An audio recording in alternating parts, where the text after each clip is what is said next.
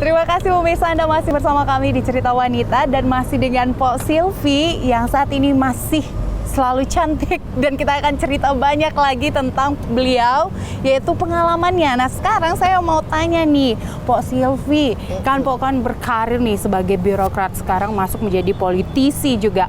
Waktu dulu tuh pada saat jadi mahasiswa, ada nggak sih jejak-jejak aktivisnya? Saya nggak mau cerita mahasiswa sih udah jelas pasti aktivis. SMP aja, saya sudah menjadi aktivis Karang Taruna. Oh, SMP saya udah Karang Taruna, udah ngurusin budaya, udah ikut nari, kursus ini, kursus itu. Memang dasarnya saya nggak bisa diem. Aktif ya. Aktif, tapi memang saya ini termasuk yang cukup diarahkan dengan sangat baik oleh papa saya. Papa saya itu tentara yang super disiplin, tapi religi banget. Nah, kita 10 bersaudara, 9 perempuan, 1 laki-laki. Terus bayangkan, alhamdulillah Keluarga besar ya. Keluarga besar, dan kita memang dididik kencang. Mama itu orang yang sangat sangat mendengarkan curhat anaknya. Kalau papa jeb gitu. Jadi ya benar-benar kita punya yang namanya meja demokrasi. Meja makan kita tuh meja demokrasi, kita duduk, kita ngobrol di sana.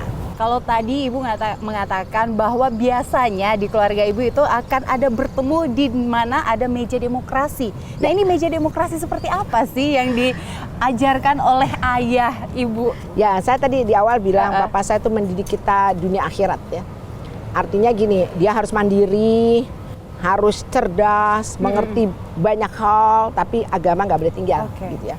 Jadi kita tuh ada waktu di mana kadang kita sarapan pagi atau makan siang bersama atau makan malam bersama, tergantung aktivitas papa. Karena kan aku ini kan asli Betawi ya, saya ini asli Betawi banget. Papa itu dari Jatinegara, mama saya tuh dari Cikini. Jadi Cikini si gonang dia, aku begini karena si dia, gitulah kira-kira. Ya, yang namanya orang Betawi kan berpantun. Nah terus karena kita orang Betawi kita kan guyup apa gitu. Tapi papa itu tentara yang sering keliling dunia, karena beliau itu perhubungan kan. Nah, jadi dia tuh mendidik kita bagaimana caranya westernize tapi base-nya Islami, gitulah kira-kira.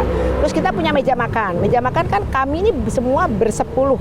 Sebenarnya sih 12, keguguran 12, terus keguguran jadi tinggal 10. 10 ini 9 perempuan, 1 laki-laki. Terus jadi kalau sama mama dan papa itu kan berarti kita punya meja 12 ya, bangku 12. Kita duduk, kita berdebat. Artinya gini, papa tuh mendidik kita berani mengemukakan pendapat dengan argumentasi yang tepat dan punya dasar hukum dan punya data.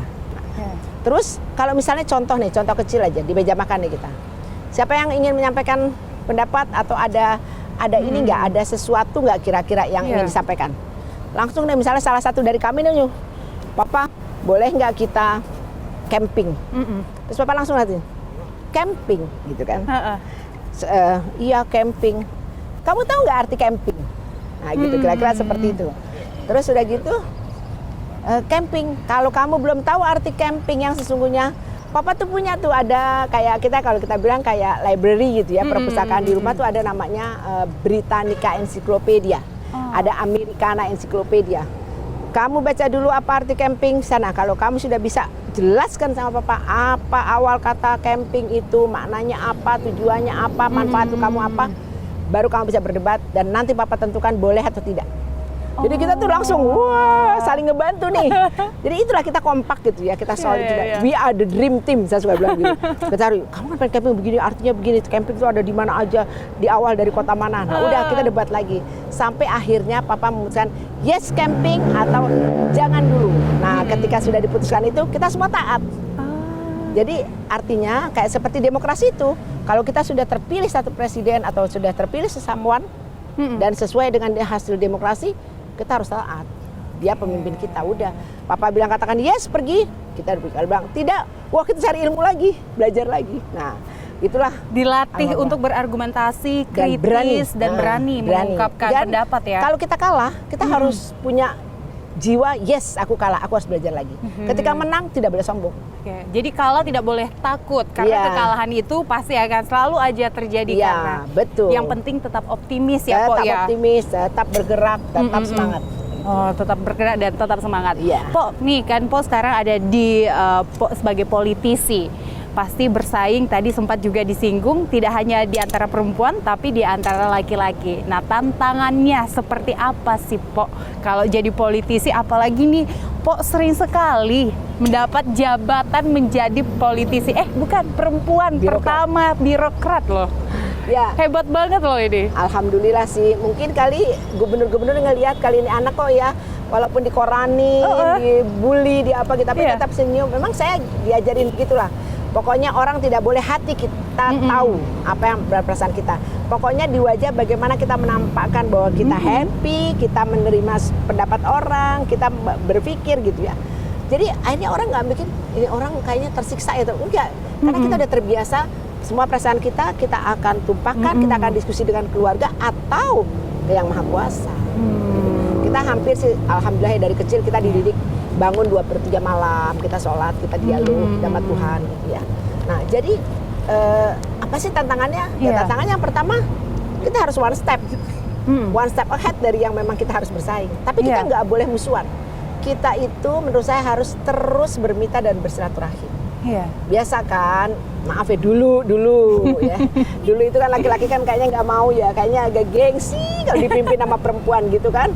Tapi saya harus jadi kepala Satpol PP, saya harus jadi wali kota, saya harus jadi sekwan, saya harus jadi kepala BKD, gitu. Saya pernah PLT gitu ya. Akhirnya sampai alhamdulillah sampai jadi deputi gubernur lah.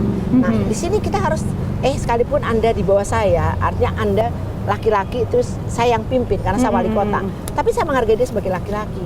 Jadi ya kita ngobrol. Tapi ketika kita harus mengambil keputusan tegas, saya harus tegas. Makanya saya memakai istilah begini: fortiter in res, softiter in modo.